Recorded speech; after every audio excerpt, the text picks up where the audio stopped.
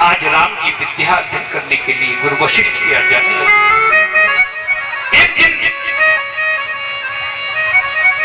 कैकेयी रथ में लेकर के चारों बेटों को जिस समय विद्या अध्ययन करने के लिए गुरुकुल छोड़ने जाती थी और छोड़ने लेकर के आती थी, एक दिन कनक भवन में ले गई।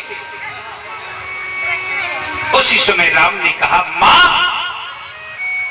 तुम्हारे सिवा मुझे और कोई प्रेम इतना नहीं करता है, तुम मेरा एक काम कर दोगे? कौन सा काम है राम जो मैं तुम्हारा काम नहीं करूंगी? तुम कह करके देखो। एक दिन मैया ने राम को सजाया, काजल लगाया, नौकर पहनाया और तीनों माताएं बासल में प्रेम होकर के नाचने लगी कि नाचे नंदलाल नचावे हर की मैया, नाचे नंदलाल।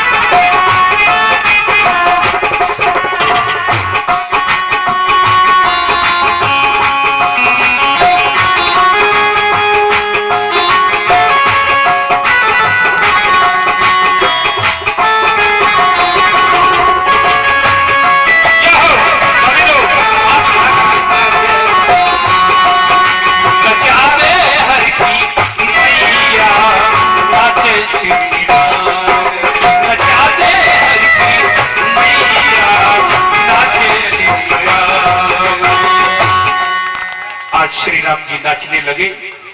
माताओं के वात्सल प्रेम को देख करके श्री राम गदगद हो गए। एक दिन मैया ने पकवान बनाया और लाला को छोड़ करके मंदिर में चली गई भोग लगाने के लिए जगदीश भगवान का। और भगवान श्री राम पीछे से जाकर के मंदिर में बैठ गए। श्री रंगनाथ भगवान का जैसे ही भोग लगाया कौशल्या मैया ने, उसी समय मंदिर के भीतर जैसे ही पर्दा लगाया, भगवान को जब भोजन कराया जाता है कि तुम्हें निवेदित भोजन करे हैं प्रभु प्रसाद पट भूषण धरे, पर्दा डाल दिया जाता है। जैसे भोग लगाया गया तो श्री राम जी सबका सब भोग खा रहे हैं। और जैसे मैया ने पर्दा हटाया, स्वयं ब्रह्म के रूप में श्री राम जी बैठे। और जैसे मैया को देखा और प्रभु श्री राम ने मुखार बिंदु को खोल दिया और मैया ने श्री राम के मुख में समस्त ब्रह्मांड को देख लिया। जैसे देखा तो प्रभु श्री राम कहने लगे, मां, अब तुम किसी से नहीं कहोगी। और मां डर करके बेहोश हो गई। श्री राम जी ने अपना रूप परिवर्तित किया और कहा, मां, अब तुम मुझे कभी मंदिर में नहीं भूलोगे। जब भी तुम्हारा मन करे साक्षात तुम मुझे भोजन कराओगी। और यह बात अब तुम किसी से नहीं कहोगी। तीनों माताओं का वात्सल पूर्ण करते हुए एक दिन राम जी ने कैकेयी को पकड़ लिया और कहा, मां, मेरे सिर पर हाथ रख के कह दो कि मां, तुम मुझे वनगमन दे दो। मैया ने सिर पर हाथ रखा और कहा, 3 बार कसम खाओ मां, मैं तुम्हें दूंगी दूंगी दूंगी। आंखों में आंसू लेकर के मां कहने लगी, मां तो मां होती है, यह जर्मनी पापा पूर्व जन्म के कर्मों के अनुसार 9 महीने तक गर्भ में रखने वाली कि जन्म तो मरण दूसरे दुख होई, इससे बड़ा कोई दुख नहीं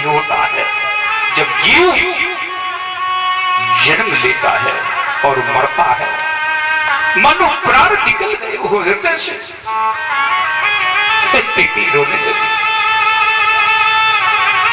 राम ने कहा, मां मुझे वन गमन दे दो।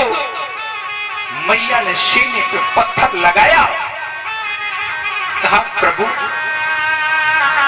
हे पुत्र राम, मैं तुम्हें वन गमन दूंगी। आंखों में आंसू भर करके मैया ने कहा, एक दिन वो अवसर आया, विश्वामित्र जी चले आ रहे हैं। दशरथ जी के पास जैसे विश्वामित्र जी पहुंचे, राम और लक्ष्मण को मांगने के लिए राजा दशरथ के प्राणों से, हृदय से प्राण ही खिंच रहे हो, ऐसा अवसर देखा।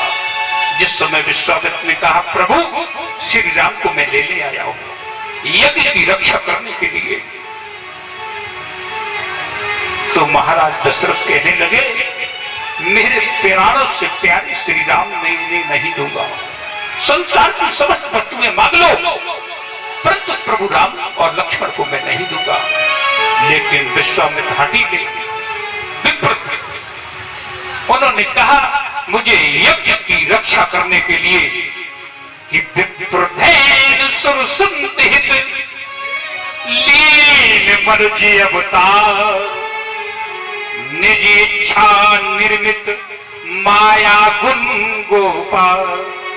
ब्राह्मणों की रक्षा के लिए, यज्ञ की रक्षा के लिए स्वयं यज्ञ पुरुष भगवान आज विश्वामित्र के साथ चल देते हैं। रास्ते में दोनों बालक चलते हैं, सरयू नदी की कलकल सुनाई पड़ी, गुरुजी, जबकि संसार की समस्त वस्तुएं उनके द्वारा बनाई हुई है, लेकिन गुरु के सामने राम लक्ष्मण इतने सरल हो गए मानो ये कुछ नहीं जानते हो। गुरु जी कहने लगे, ये सरयू नदी जो ब्रह्मा के मस्तक से निकली है, इस सरयू जो सिर से निकलने वाली है, ये सरयू की कलकल सुनाई दे रही है। धीरे धीरे आगे बढ़ते चले। प्रभु श्री राम पूछते हैं कि गुरुदेव, ये पशु और पक्षी, ये गाय, ये वृक्ष, ये झरने, ये सब का चित्रण दर्शन कराते हुए आगे बढ़ते चले जा रहे हैं। विश्वामित्र आगे आगे चले जा रहे हैं और राम लक्ष्मण पीछे चले जा रहे हैं। आगे बढ़ते हैं, देखते हैं एक उन्होंने टाटक वन को देखा। गुरुजी, ये सुंदर नगर कौन है? गुरुदेव ने कहा, ये सुंदर नगर है, यहाँ पर एक तारका नाम की राक्षसी रहती है, जिसने इस नगर के निवासियों को खा डाला, मार डाला। उसके पुत्र मारीच और सुबाहु मिलकर के तांडव मचाते हैं। आज उस नगर में प्रवेश किया। जैसे ये दर्शन करा रहे ही थे, गुरु विश्वामित्र ने कहा, प्रभु राम, तुम्हारे सामने यदि तारका आ जाए तो उसे तुम मार देना, क्योंकि तुम एक बार पहले भी मार चुके हो। नहीं तो तुम कहने लगो कि मैं स्त्री पर हाथ नहीं उठाता हूं। तुमने एक बार श्री हरि के रूप में ब्रह्म की पत्नी का वध कर दिया था, इसलिए प्रभु श्री राम को मार देना। मानो वात्सल रूप में समझा रहे हैं। प्रभु श्री राम सरल बन गए और इतना कह ही रहे थे, तब तक तारका आकर के खड़ी हो गई। जैसे तारका खड़ी हुई, दोनों बालकों को लिया और पीछे छुपा लिया और डट करके आवाज लगाई, अरे तारका तू मेरे सामने से चली जा। मानो ये दोनों बालक इस तारका को मार नहीं पाएंगे, ऐसा गुरु जी का भाव उत्पन्न हुआ। विश्वामित्र जी ने श्री राम से कहा, तुम अपने धनुष के द्वारा जया घोष करो। धनुष की टंकार से जो जया होती है ना धनुष की, उससे जैसे जया घोष किया। आज प्रभु श्री राम ने और समझा ही रहे थे, कहा इस ताड़का को मार डालो। प्रभु श्री राम ने एक ही बार में वो प्रहार किया कि एक ही बार प्राण हर लीना।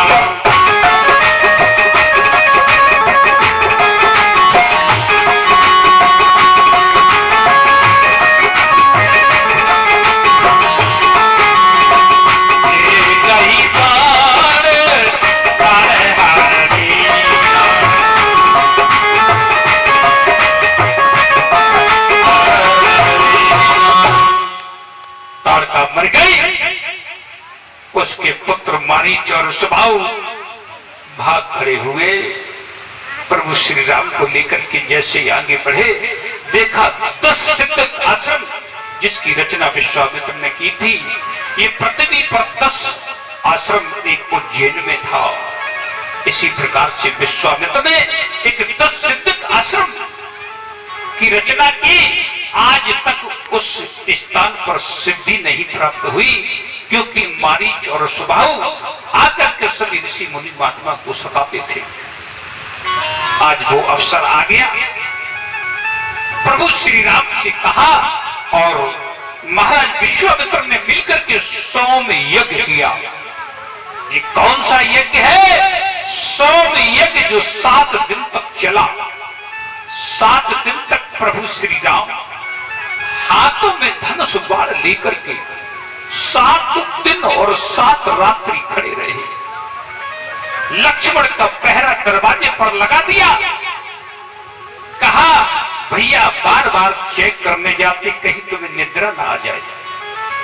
राम जी तो धनुष लेकर के चक्कर लगा रहे, लेकिन लक्ष्मण दरवाजे पर खड़े हुए हैं और बार बार श्री राम जी पूछने जाते हैं, लक्ष्मण गुरु जी का यज्ञ पूरा होना चाहिए। यज्ञ कई प्रकार के होते हैं।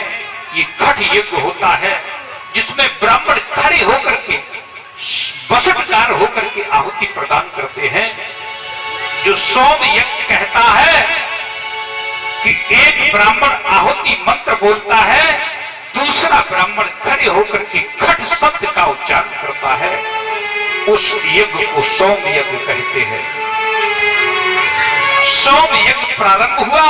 7 दिन तक ऋषि मुनि महात्मा ने यज्ञ किया। 6 दिन 6 रात्रि के उपरांत मारीच और सुबाहु अपने राक्षसों का दल लेकर के आए।